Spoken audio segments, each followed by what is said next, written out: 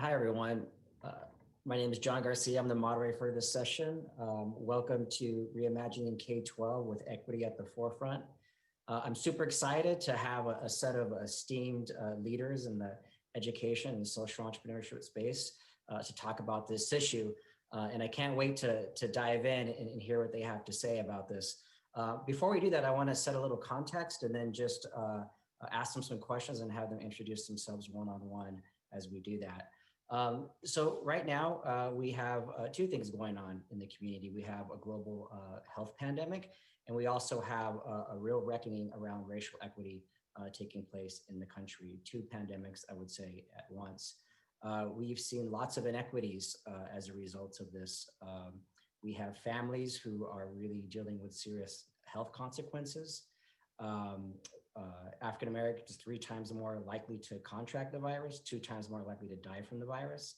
Latinos 8 times more likely to be hospitalized from the virus, as well as the impacts of these families that are most likely to be essential workers, but also working in service industries and others losing their jobs as well. We have a digital divide that has persisted for years, and now we're seeing the impacts of that. Although there's been some success in that space, there are also issues around the digital transition to learning that are exacerbating inequities. And then we have the COVID slide. Some data around that is that around 60% of low-income students are regularly logging on compared to their more wealthy counterparts who are logging in around 90% of the time. And we also see evidence around African-American students falling behind at an estimated 10.3 months of learning loss, and Latinos 9.2 months of learning loss. Real challenges in that space. So today, there's lots of things to talk about. You know, how do we reimagine K-12 with equity at the forefront? There's some items that I would love for folks to keep in mind.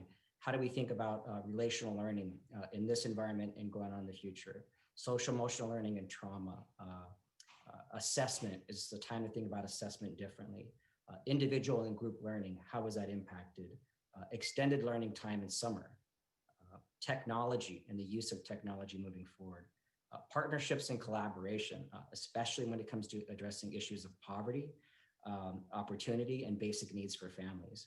But also going back to racial equity and what is happening in that arena too, when we think about culturally inclusive curriculum, educator diversity, and a host of issues impacting students as they're kind of dealing with this space right now and experiencing this in lots of different ways. So those are some of the things that are setting the context. So without further ado, I want to just jump into the conversation with our esteemed panelists. Laila, I definitely want to start with you. If you could just give us a little brief introduction, but the question I'd like to ask you is, we are dealing with a very different reality right now in education. What are some of the big questions and challenges that school systems are currently facing right now? And is this a time to be reconceptualizing education or to be thinking about equity or both? Yep. So thank you for the introduction. So my name is Laila Avila. I'm the Executive Director of Education Leaders of Color. And our work is to elevate the voice, the leadership, and the influence of leaders of color who work in education. And we have about 400 members across the country and a group that includes systems leaders, that includes superintendents as well as those who lead charter schools and charter management organizations. And so we're hearing from our members that the inequities that existed before COVID are certainly being exacerbated during this time.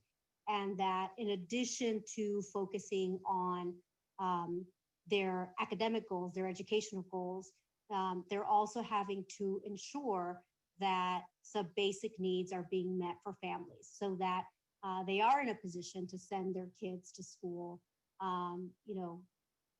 remotely every day. That includes things like ensuring that kids have meals. It includes things like ensuring that they're offering families grocery gift cards. They're helping them, those that are housing insecure. Some school systems did direct fundraisers to just give out cash to families who are having to figure out how to pay rent, how to pay bills. as I said, how to buy groceries. So the inequities that existed before are just being exacerbated, and obviously makes it even more challenging to meet your academic goals.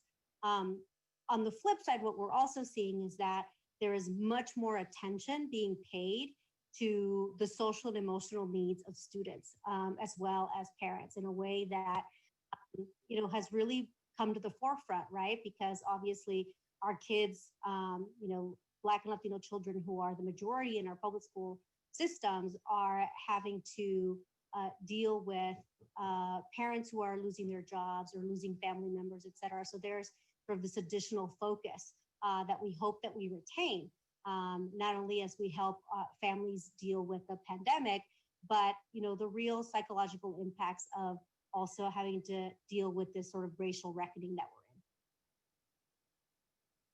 in. Thank you, Lila. Yes, I've seen that as well too, with lots of school districts really kind of leaning into the social emotional components and the holistic needs of families and students as well. So speaking of what's happening on the ground, DeAndre, I'd love to hear from you. How is DeSoto ISD currently responding to these issues? What kinds of, I don't know if you want to say innovations or new ways of doing the work have you developed? And then how has your district really kept equity in mind? Thanks, John. Hey, my name is DeAndre Weaver, Superintendent at DeSoto ISD. DeSoto ISD is a school district just south of Dallas, the city of Dallas. We're a suburban school district. We are majority African-American and Latino, 81% low SES. The challenges of a public education system that has not served my students well existed fully pre-COVID. And really the same challenges that existed before COVID are the same challenges that we have to deal with today.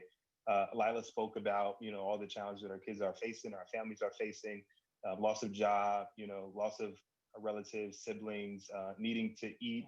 Those are all the things that we experienced prior to COVID and trying to solve. And honestly, some of the areas that we needed to focus on pre-COVID are really still the same areas that we need to focus on during COVID and after. How do we ensure that every student has an amazing educator in front of them? That was a challenge for us pre-COVID. During COVID, we're trying to figure out, one of our solutions for that is to have identified teachers within each grade level. So we went from individual grade levels per campus, and we've expanded grade levels across the district. We've identified lead teachers for every grade level in humanities, content areas, and math and science. And those lead teachers created a separate learning community where they're working on ensuring that what kids interact with, the learning experience is rigorous, is culturally responsive, is socially justice oriented, and they're using critical pedagogy to ensure that kids are learning. We've also worked with other teachers on our grade levels to be what we call mastery coaches. And so these are teachers that are, after the content, the direct instruction is given, their job is to ensure that kids have understood it, they've retained it, they've mastered that content, and that they are able to produce some artifacts of their learning. So we've tried to lower the number of students that teachers interact with so that kids are getting what they need as often and as quickly as they can get what they need, knowing that there is a lot of learning loss due to the change in structure. But ultimately, just the way we were doing things prior to COVID wasn't working for them either. We've also focused a lot more on the student experience. So we went from worksheets like many other places and some project-based learning to trying to craft most of the learning experiences around a common problem or project that kids can then produce their learning. Went from paper and pencil tests weekly to most of our students producing end of unit exams or performance tasks that are connected to their learning experience. We thought differently about grading. So moving to a more mastery-based approach, giving kids more opportunity to demonstrate that they've learned without being penalized, which was an issue pre-COVID. And so we're using this opportunity to change our perspective on how we grade students. And then we've also thought differently about our schedule too. During the March to May COVID experience, we completely redid our schedule, and we had 4 different shifts where teachers were available. So an 8 a.m. to 12 or or 11, or 11 to 1 or 2, or 2 to 3 or 4, and a 4 to 8 p.m. so that kids could have access to an expert teacher, and they can, get help that they need, earlier or later in the day, depending on their situation. So, for us, we're looking at all of the core foundational components to teaching and learning, and we're asking our question: hey, was this working before? And what ways could we leverage technology and do things differently now that the conditions on the ground have changed for everyone? No, thank you. I love that. So, just to recap, some critical pedagogy work, coaches being used in different ways, assessing learning very differently, shifting schedules to meet students' needs. That's incredible work. So thank you so much for sharing that. Moving on to Aaron. Aaron, some questions for you. You could just tell us a little bit about your organization and your work, but also, how has your grant making strategy shifted amidst this pandemic? Are you seeing leaders out there who are being innovative and taking different approaches during this moment? How are you thinking about supporting schools and education moving forward? But what are your concerns, and how can philanthropy folks with your approach kind of address issues of equity right now? Definitely. No, thank you, John, and happy to be here. My name is Aaron Walker, and I run an organization called Camelback Ventures. We run programming and particularly an accelerator focused on untapped entrepreneurs. That's a fancy way of saying people of color and women. And so a couple things. Actually, just one thing I wanted to add, as you were talking, John, you sort of going through some of those statistics, just to add to that, I read an article this morning in Business Insider. There are 121 young people who have died from COVID. All but 17 of those are white young people, and so COVID is not just something that's affecting what's going on around young people. Like, they're actually also dying from it. And in particular, Black and Latinx young people are dying disproportionately from it. So, I know that's also another depressing statistic, but I think it's important to recognize that, like, young people are also losing their lives. Our young people are also losing their lives because of this, of this pandemic. A couple things, sort of dovetailing into that one. My colleague Kelly always says, and I just think this is a great sort of truth, which is, where there are disparities in the catastrophe, there are going to be disparities in the recovery.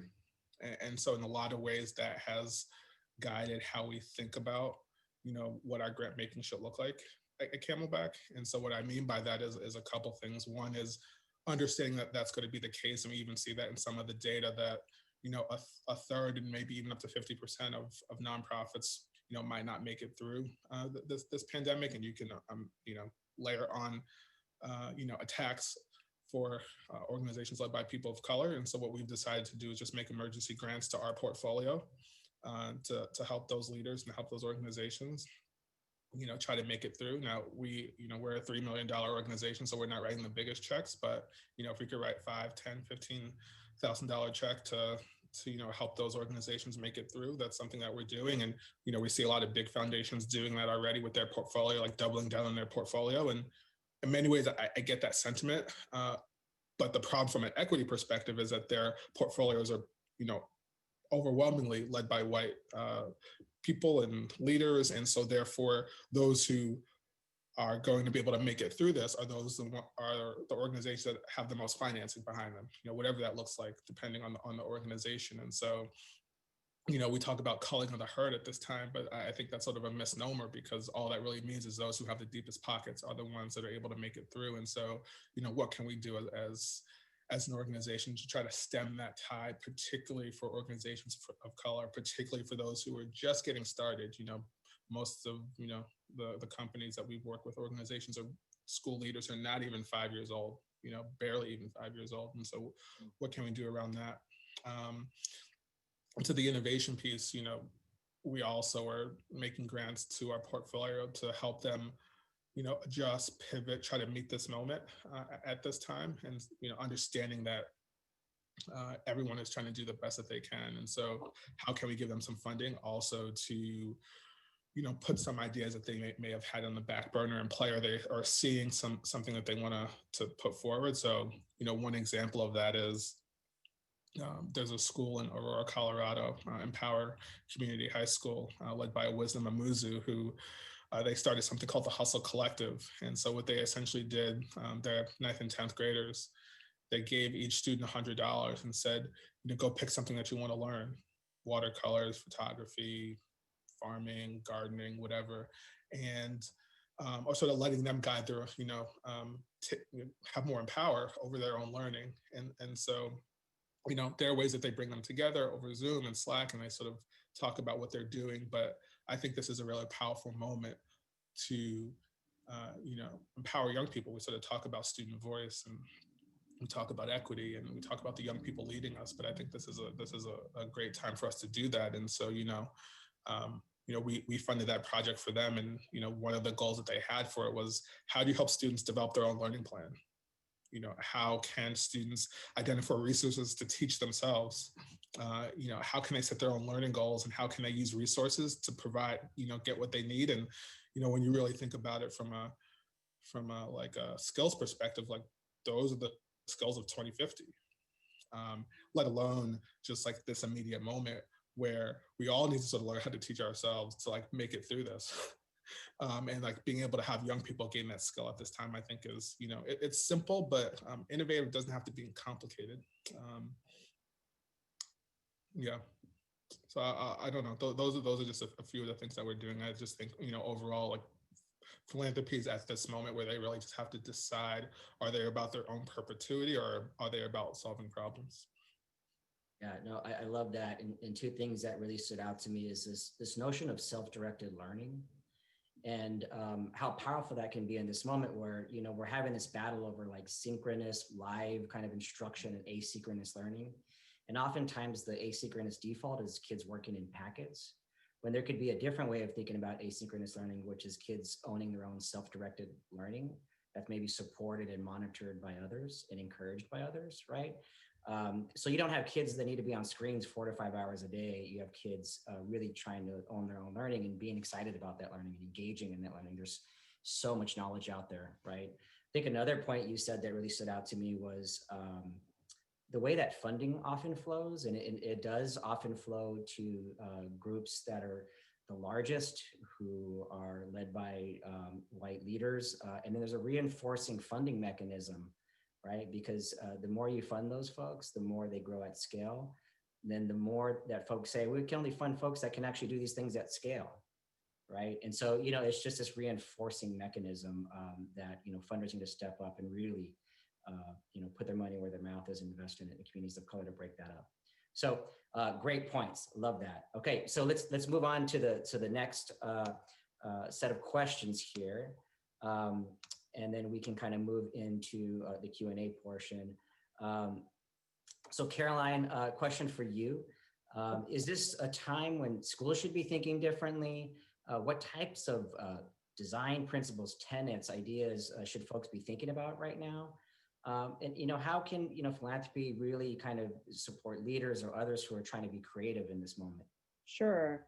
Hi, everyone. My name is Caroline Hill, founder and president of a group called the 228 Accelerator. We help schools and organizations design for equity and scale equity in their organizations.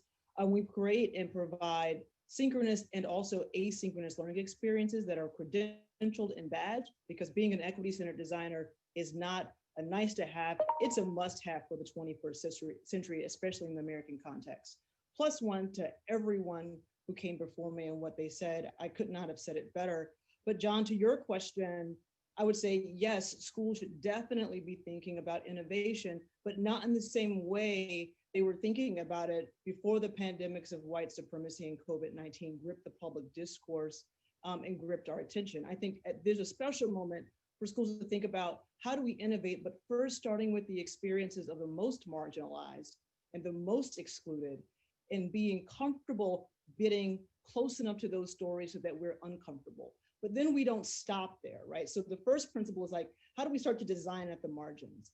And then look at the behaviors of the most powerful and the most privileged to say, what are you doing to create the experiences of suffering? I think the design challenge is then, how do you then build something or policy or a practice that can change the behaviors to create experiences where suffering is no longer tolerated? That is not easy, right? Because oftentimes we are not close to experiences of suffering. In fact, our culture incentivizes getting far away from those experiences as possible. So it takes intentional thought.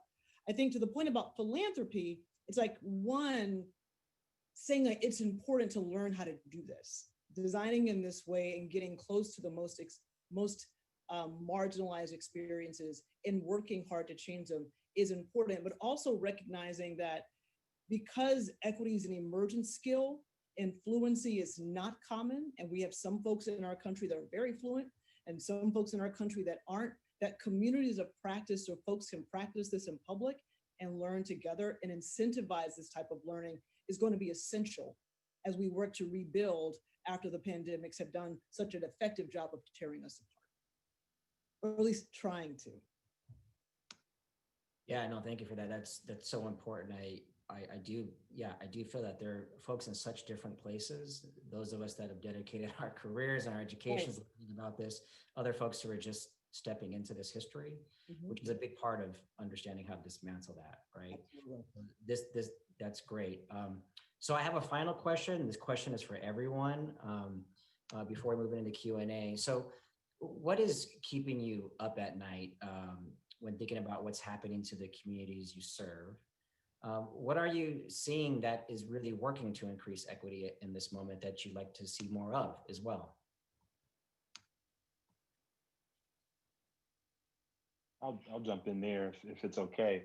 One of the things that is really hard for me right now as a superintendent in a school district with the students that I serve, in a state that is, allowing families to choose to come back to campus if they so choose. It's literally dealing with the decisions of like, do I allow kids to come back on campus and risk losing life, from the educators that have to serve those students and those students themselves. The zip code that my school district resides in was the height of the crisis here in Texas was one of the highest infected zip codes in Dallas County. And Dallas County was only second to Harris County as the county with the highest number of COVID cases. And so we were at the top of the list because it's a majority African-American community. And so it's this tension between like, I want kids to be in a building with a caring adult that could, put eyes and ears on that student, help provide for that student academically and socially, but it's going to come at a risk. And that is a huge challenge.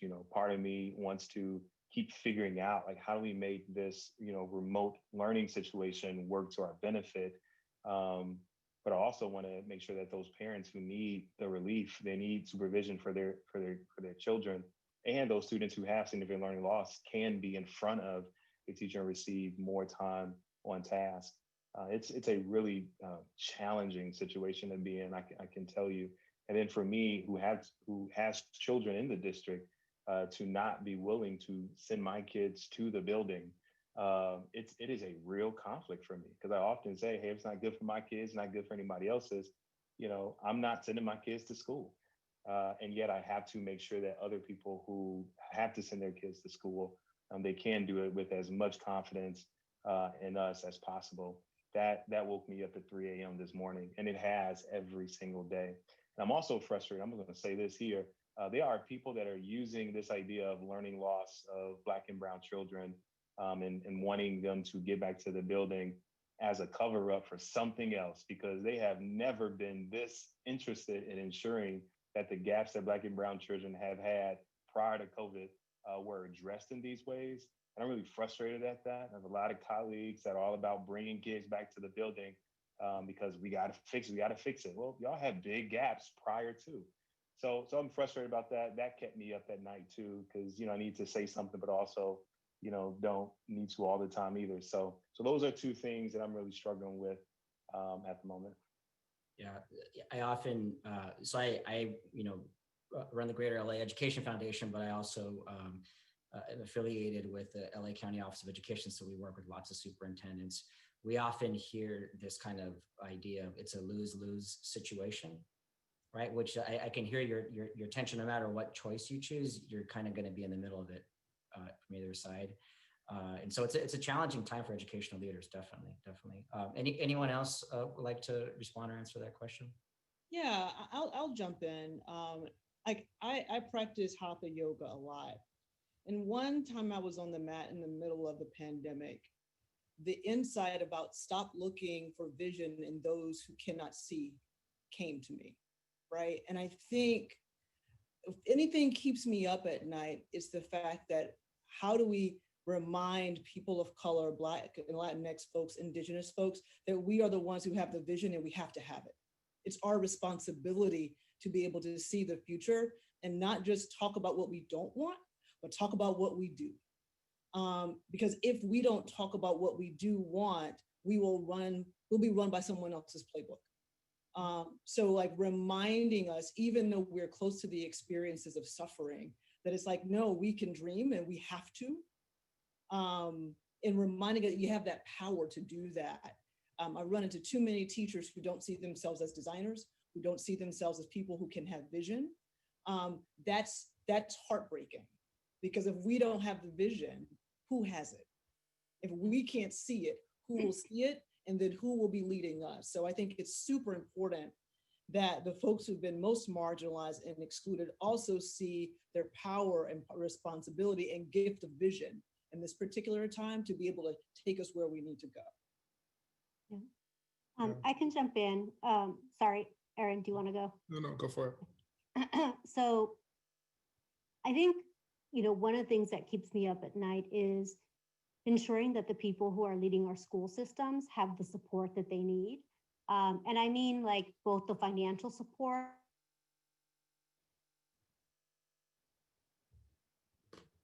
I think she froze a bit.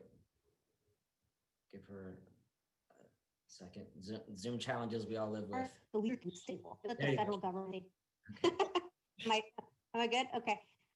We know that the federal government has basically, washed their hands, right, of doing anything related to schools. And so I want to make sure what keeps me up is ensuring that leaders have the support at the state level that they need, and that they have the support that they need to be able to do work that supports Black and Brown children in cross-sector ways, looking at the academics, looking at the social emotional, looking at sort of the primary needs that they have. Because the reality is that all of our school systems leaders are having to juggle all of these things at the same time, in a way that has really been amplified as a result of the dual pandemics that we're facing. And I think that where I really connect with what Caroline has said is that during April and May, when we sort of saw what was coming down, we provided some micro grant opportunities to systems leaders. And what we were trying to incentivize was one, collaboration among school systems so that people were not feeling like they had to reinvent the wheel, but also collaboration with community-based organizations, because we know that the solutions have to come from the people who are most affected. And what came out of that were these collaborations that really ran the gamut of ways that they were supporting Black and Brown children during the pandemic. Everything from ensuring that Black families had the resources that they need to offer an Afrocentric curriculum in a homeschooling situation, right? So that kids really had a different experience than what they experience at school every day. We had other folks who applied for funding so that they could actually train parents to be tech support to other parents. We know this was a key issue when we went to distance learning, where parents said, I don't know what I'm supposed to do with the iPad. I don't know about all these, the various links and the various passwords and the various apps, right? But you knew that there were some parents that could. And so they did some training so that parents actually became the tech support to other parents and offered them some stipends to be able to do that, right? I mean, that is it's simple, right? As Erin was saying, it's simple, it's innovative, because not only are you providing families with additional resources by paying them to be tech support, but you really are leveraging the assets in the community. And so I think that it keeps me up at night that we don't have the resources but I do want to encourage more philanthropy to fund those community-based organizations where the real solutions are going to be in addressing sort of this dual pandemic.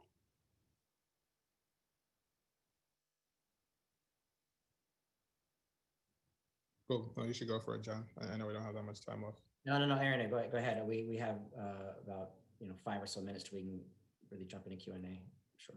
Yeah, no, I just wanted to plus one what a lot of my colleagues that are here on this panel, just in terms of the things that are keeping them up at night and what they're excited about.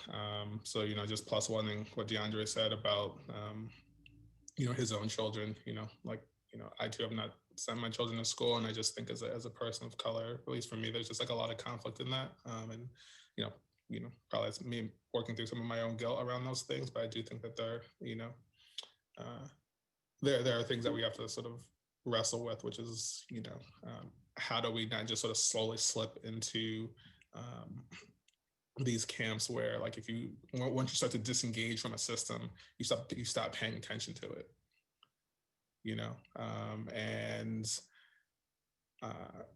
I agree with Caroline that, I think the vision is going to come from folks of color, and, that can be across the economic spectrum. I'm not saying it resides in any one of them, but I do think it's going to require all of us. And so how can, folks like myself, at least I'll just talk for myself, make sure that even in this time when I'm not doing that I'm not disengaging because I don't have to. I'm not sending my kids to school. I'm not seeing it. I'm not thinking about it.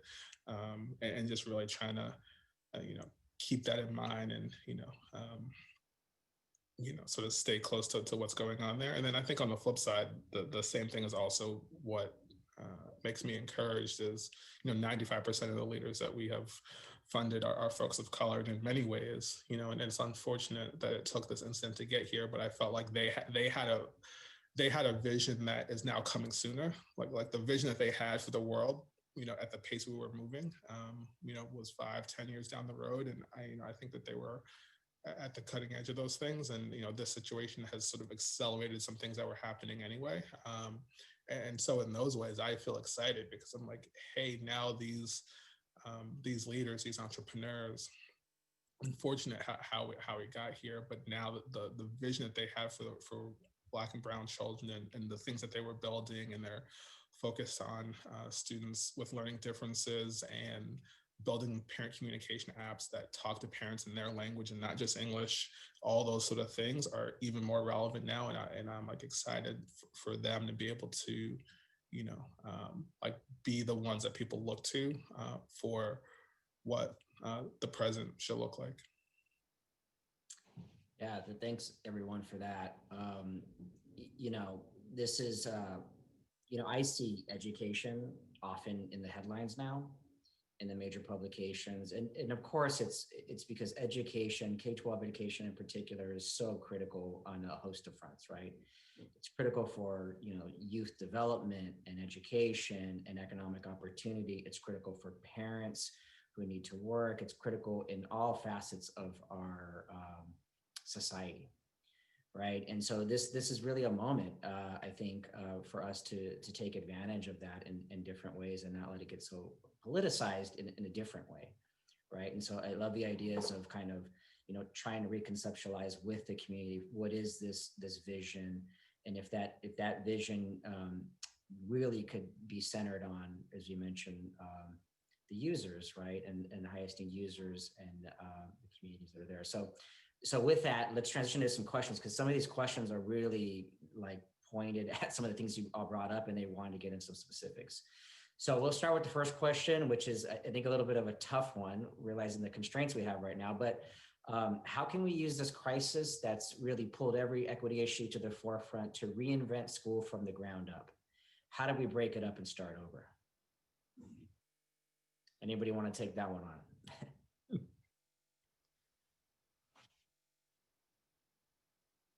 I'll throw an idea out there. I think if the question is how do we leverage what we're learning from the crisis, I would say this is a chance for us to rethink the value proposition of the public school.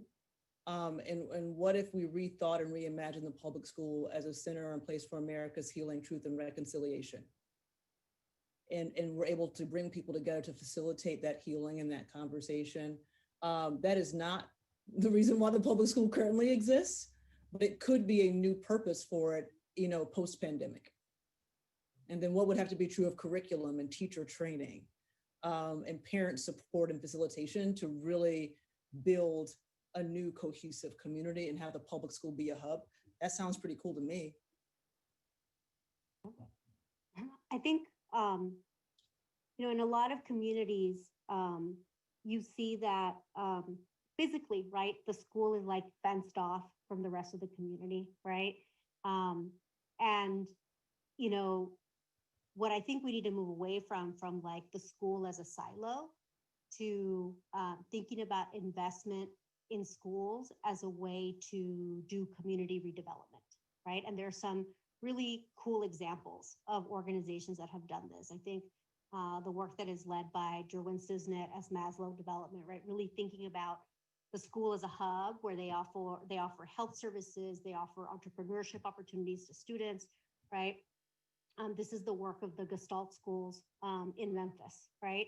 And so I think that if we really come to think of the school as a hub for community redevelopment, and we really focus on creating thriving communities, thriving Black and Brown communities, I think to me, that is completely redefining what the purpose of school really is.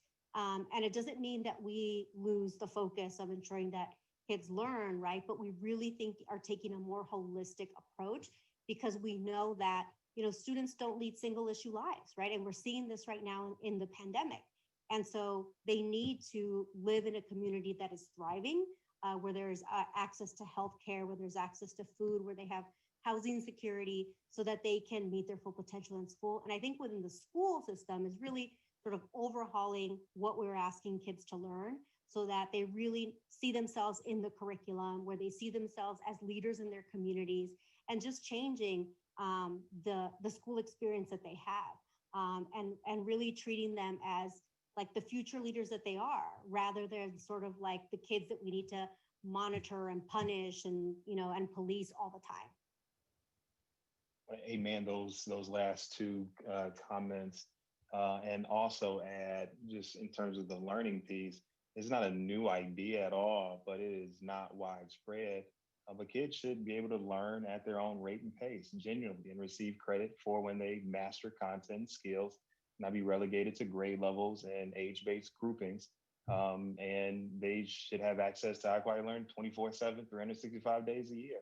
And some of the pressure to learn during a finite period of time should be eliminated in products of their learning that are relevant to them, and also help build their skills so they can become and do whatever they want to do and become. Should be a major part of the learning experience. Yeah, no, I love this. This is true learning science. Like, this is how kids learn best. And we really haven't designed schools to meet that, which is pretty amazing when you think about it.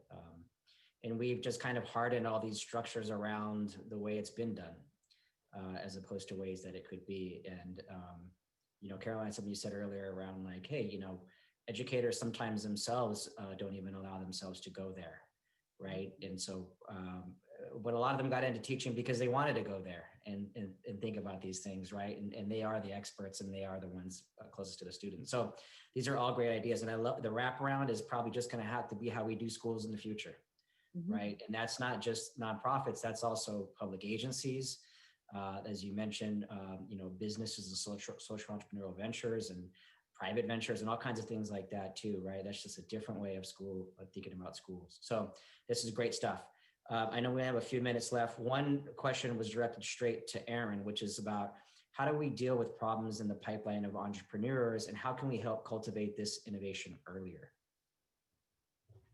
Say the first part again. How do we deal with the problems in the pipeline of entrepreneurs? So this is like, I'm assuming this is just getting folks to want to be entrepreneurs and do that work. So yeah. I mean, so I think two things are true at once. When we started Camelback, we believed it already, but I think we had to prove that it wasn't a pipeline problem, quote unquote, that there were people out there.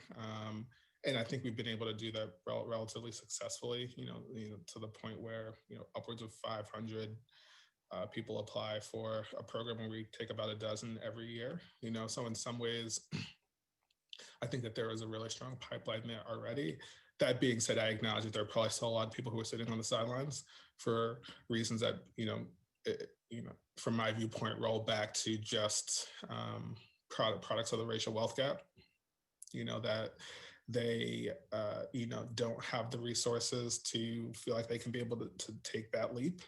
And so, what are some ways that we can get more people off the sideline by sort of closing that financial gap for them, understanding that, the last time I checked, reparations wasn't coming anytime soon. So, we're going to have to make more, just sort of case by case, decisions, to do that. And the way I think about it is, there's, I know he has a different reputation now given our current politics, but, Peter Thiel started a fellowship where he gives 17-year-olds, 18-year-olds, something like that, folks who are thinking about going to college. It's called like the Thiel Fellows, if I'm getting it right, $100,000 to basically like go build something.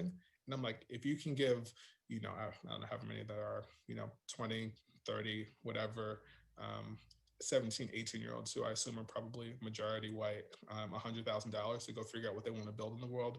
Surely we can do it for, highly credentialed, and you might argue overly credentialed, young, smart people of color who want to start an organization or a social enterprise or whatever. To me, it's just about the will to go do it and spend that money. Well, thank you for that. We're out of time. I want to like double, triple, quadruple down on the racial wealth gap. Like, let's do that. And we should have an educational movement around that. That is, I think, the crux of a lot of this. So anyhow, this has been great. A great discussion with some incredible leaders, some great ideas. I'm sorry if we didn't get a chance to get to your questions, but hopefully we left you with something to think about. And I want to appreciate our panel. I want to appreciate and say thank you to ASU GSV for hosting this. Thank you so much. And I think with that, we're ready to wrap.